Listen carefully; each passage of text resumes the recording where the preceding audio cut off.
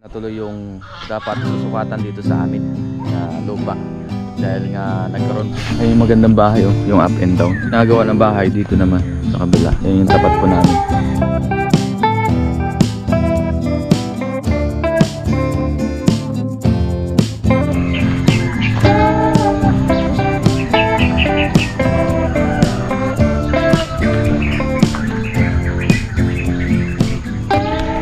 Magandang araw po sa ating lahat. Sa video ito tayo ngayon ay pupunta dun sa palengke para mamamalengke po dahil mamaya meron tayong mga bisita at meron po tayong ipapasukat na lupa ngayong araw, kaya meron ding pupunta dito na mga magsusukat mamaya, kaya mamalengke po tayo para meron tayong pananghalian, pang merienda, para meron tayong may hain para sa ating mga bisita. So punta po tayo ngayon sa bayan ng Rosario. Kasama ko po si Bayaw. Yan, ito ang kagandahan pagka meron tayong single na motor. Mas mabilis pating makarating. Yan.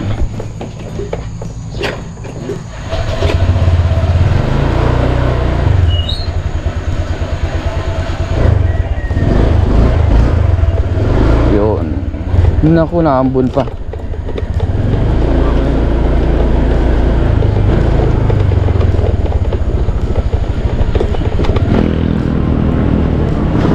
Nandito na tayo sa palengke, sa public market ng Rosario.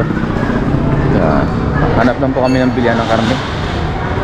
Ayan, nandito na tayo sa public market.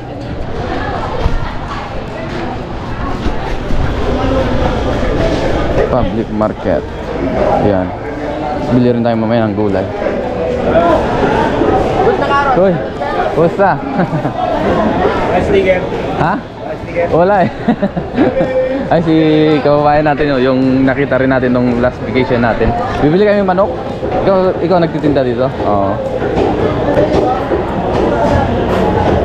Mga ano, magkano isang kilo? 250 lang.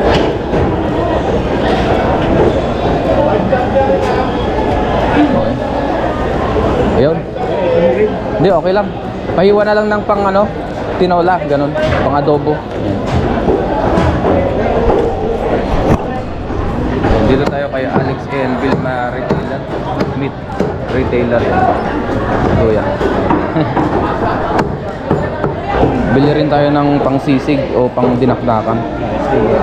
Ito pala yung vlog ni kabayan, ayun o. Makakaulam 1968 sa Facebook. Diba may TikTok din pala. 1 for dito.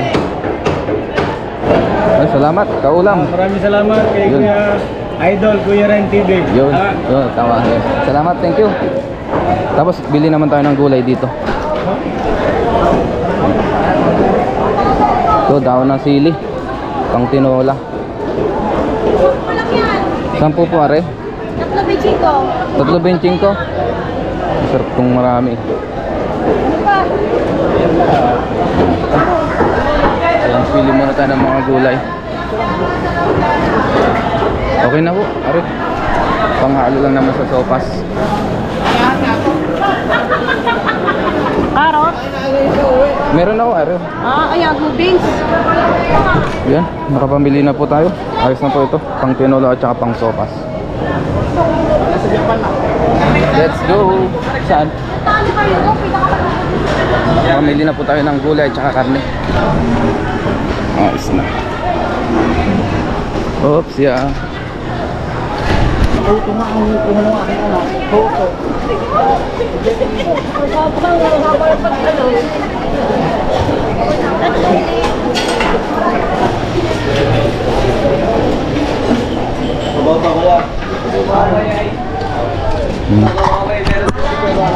Tapos bili naman tayong barako. 1/4. Ate, pabili po. 1/4 po na barako. Powder. Powder. Yun. Ayan, magpagiling muna tayo. Ito po yung presyo ngayon ng barako. Kaping barako. Yan. Dito sa palengke ng Rosario. Ayan, papagiling muna natin.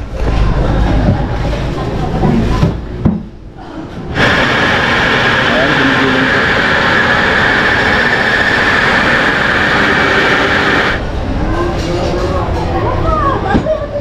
Ang bango. Ang bango po ng kapeng barako.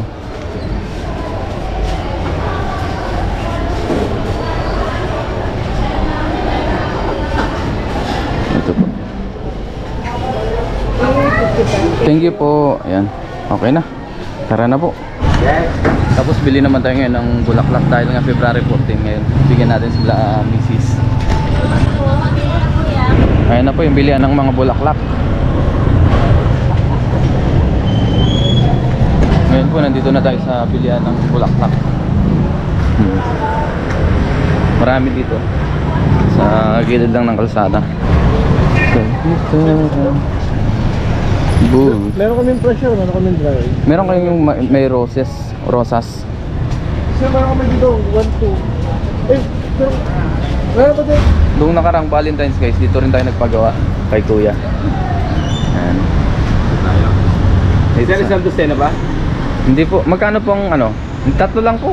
Tatlo piraso. Oo, tatlo lang. Lagyan lang ng design. Gagawan tayo ni sir ng maganda-gandang bouquet. Mabilis lang naman daw po itong gawin. Tapos pili rin naman tayo para kay Ellery. Yung pambata lang po.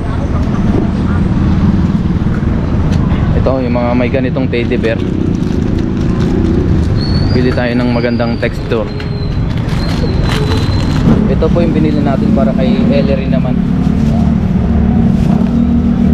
para mas ma-appreciate niya kaysa sa bulaklak. Para may teddy bear na maliit. Thank you. Thank you po. Ayan, nakuha na natin guys. Ganda ng pagkakagawa ni Kuya.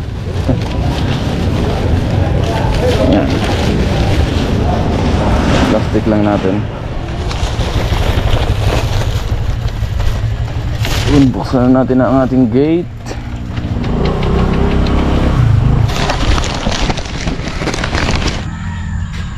Yan.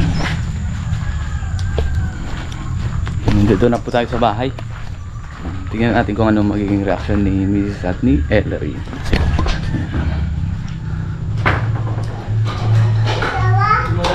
Ellery, happy Valentine's! I love you! Si Mrs. nasili po. Wow! Ito para sa iyo yan. Teddy bear. Kunin mo. Yan, dami niyang kalat oh. Yan oh. Ano yan? I love you. Happy Valentine's. Kiss mo si Papa. Kiss si Papa.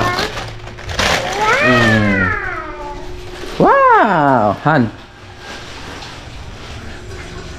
Tanggapin mo. Happy Valentine's. Yan.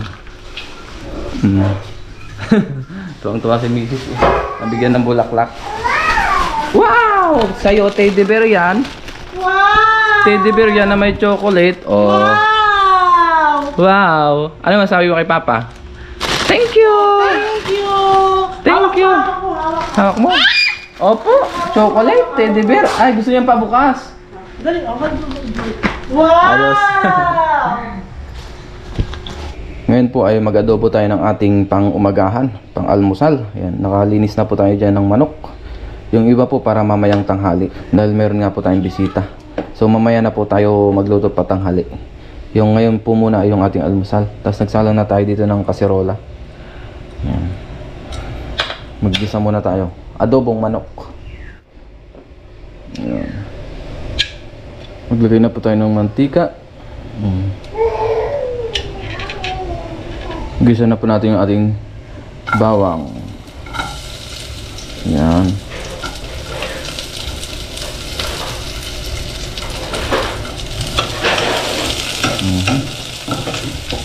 Konti lang naman yung luluto natin.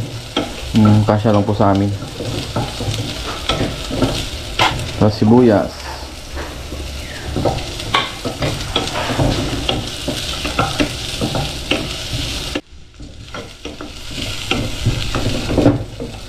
Tapos yung ating manok.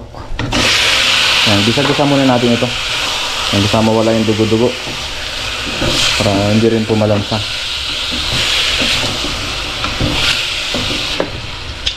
Tapos maglagay na po tayo ng toyo. Yan, tansyahan lang po. Para hindi masyadong umalat. Tsaka suka. Yan, tansyahan lang din. Paminta. Ayan lang natin kumulo. Tapos nagluto rin pala tayo dito ng kaping barako. Luto na po yung ating adobo. Adobong pacham na manok. Maya maya po ay kain na rin tayo. Si Ellery naghihintay na rin po ng pagkain. Yehey! Ta. Napakalikot. Salo-salo kami ngayon nila misis. Bago tayo mag-umpisa kumain, mag-pray muna tayo. Lord, maraming salamat Panginoon sa pagkain na sa aming harapan. Basta niyo po ito magbigay sa aming physical pang natawag ng kalakasan. Ganito sa aming mga viewers, sa aming pamilya, ingatan niyo po sila sa araw-araw. In Jesus' name, Amen. Tara, kain tayo. No, wait lang anak, wait lang. Ito yung gusto niyo pa siya, Ito, lagyan mo sa'yo. Ano ba ito? Ano ka? Yan sa'yo. Kain po tayo. Saan natin si baby. Yan.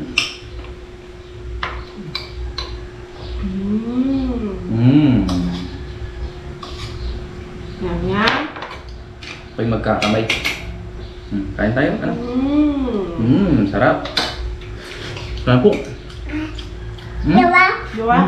Ayun, chichil, oh. Manak mo naman to anak.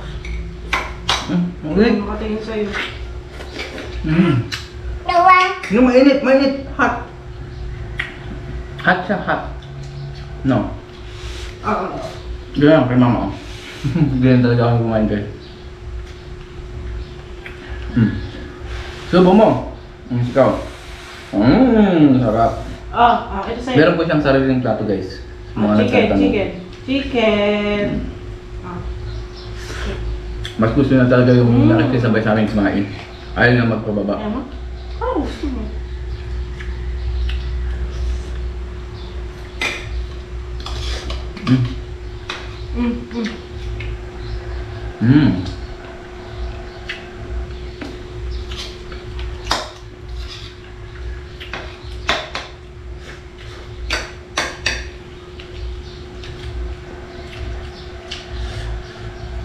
Sarap. Ano po ba? Hindi ako, malambot na, oh. Kapayasa.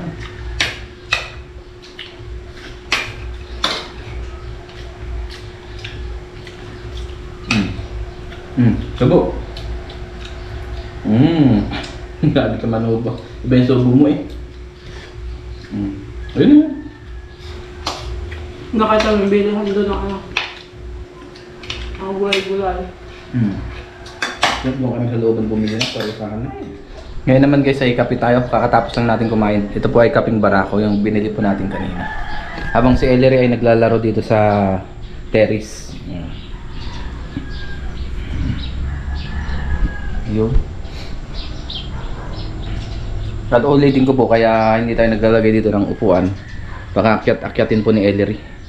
Kaya kung mapapansin nyo, malinis po dito. Tsaka hindi natin pinalagyan to ng brace. Para wala siyang akyatan. At siya po ay napakalikot. Ano Ellery? Napakalikot mo, no? Sarap magkape dito sa terrace. Maalualas ang hangin. Inom.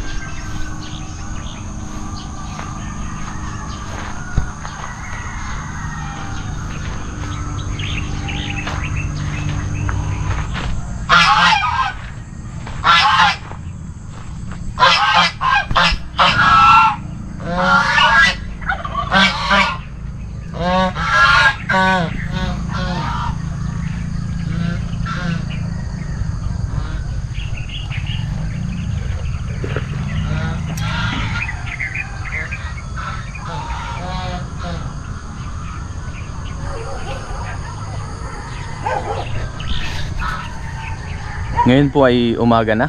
Tapos kasalukuyan po tayo nagkakape. Kahapon pala guys ay hindi na po natuloy yung dapat susukatan dito sa amin na lupa. Dahil nga nagkaroon po ng emergency yung magsusukat kaya hindi po natuloy. At abangan na lang po natin sa mga susunod na vlog po natin. Doon na lang po natin i-vlog yung pagsusukat dito sa lupa na nabili po namin. So sa ngayon hindi muna natin isasabihin yung mga details. Tsaka na lang po pagka bilinag natin sa susunod. Yan. Tapos meron po tayong kaping barako dito. Yan. Ang oras pala natin ngayon ay 6:30 na po ng umaga.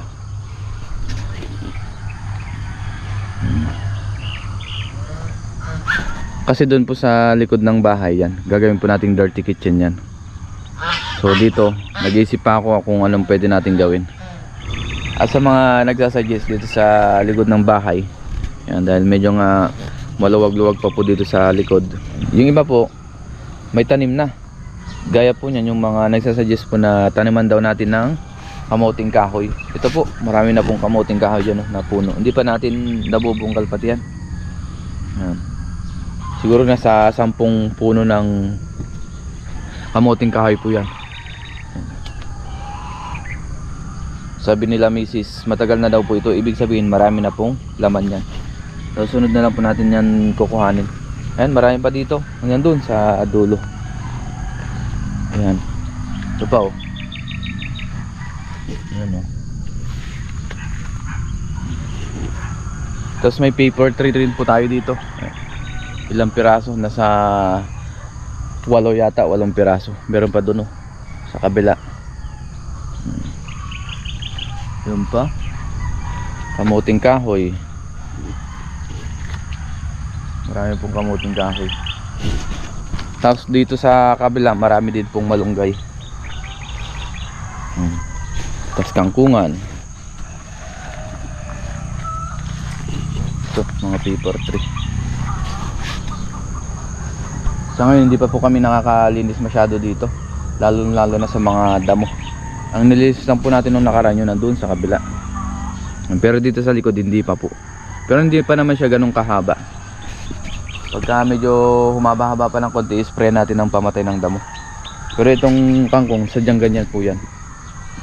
Hindi na natin tatanggalin para kuhanan natin ng pang-ulam habang wala pa naman tayong tinatanim na ibang prutas o gulay. Kay Mito, Star Apple kung tawagin, puno ng Star Apple. Tapos yung mga paper tree natin dito malalaki na rin o mahahaba na. May dragon fruit din pala dito. So ito yung ating malunggay. Yan, yung kuhanan natin ng malunggay panghalo-halo sa ulam.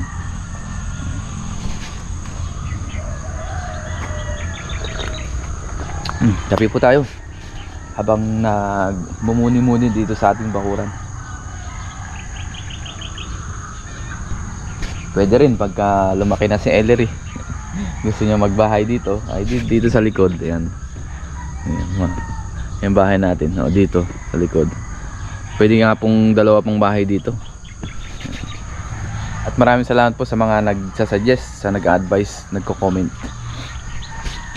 Dahil marami tayong natututunan dahil po sa inyong comment.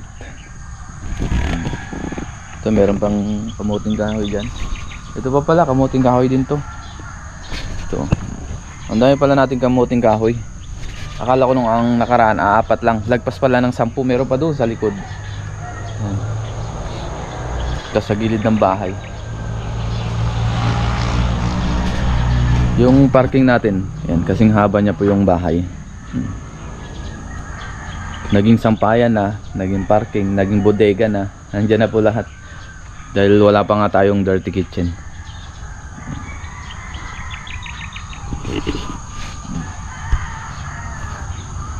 Ganda magmuni-muni dito. Medyo malayo tayo sa mga kabahayan. At yung sinasabi ko na kapitbahay natin guys, dyan po yun sa harapan. Ayun. Meron tayong 2 kapitbahay dyan na malapit-lapit na bahay. Pero yung isa po, ginagawa pa lang. Yung isa, yun po yung meron nang nakatira. Po sa kabila may mga magaganda ring bahay. Labas tayo, tignan natin.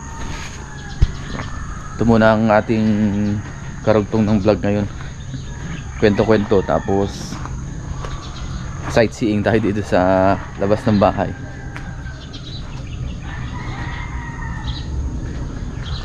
Yan. Sightseeing.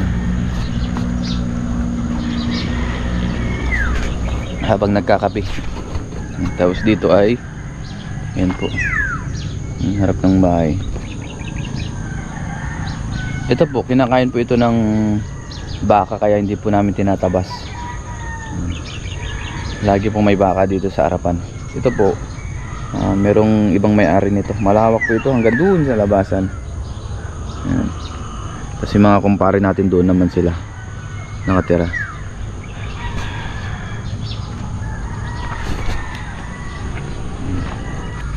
Ay, yung magandang bahay, oh, yung up and down. I-zoom natin. Yan. Ganda. Tapos yung isang ginagawa na bahay dito naman sa kabila, yun yung tapat po namin. Mas malaki po yan sa bahay namin. Ito, mas malapad. Siguro nasa 90 square meter yan o 100 square meter. At sa mga nagtatanong pala kung ilang square meter yung bahay po natin, ay 81 square meter po, or 9 meters by 9 meters. Hindi po kasama yung parking. Kung kasama yung parking, 100 plus na po yan. Siguro nasa 140 na, dahil malaki po yung parking, yung space.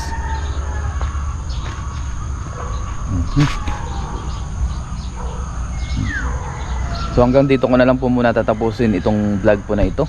At maraming salamat po sa inyong walang sawang suporta dito sa ating channel. Sa mga palagi nagko-comment, nag-like, nag-share ng ating vlog, maraming salamat po sa inyong lahat. Kahit na, yun nga, palagi kong sinasabi na nakabakasyon tayo, nandyan pa rin kayo patuloy na nakasuporta. At yung aking mama pala ay pauwi na po bukas dito sa amin. So abangan na lang natin yan sa ating mga susunod na vlog. Ingat po tayong lahat and God bless.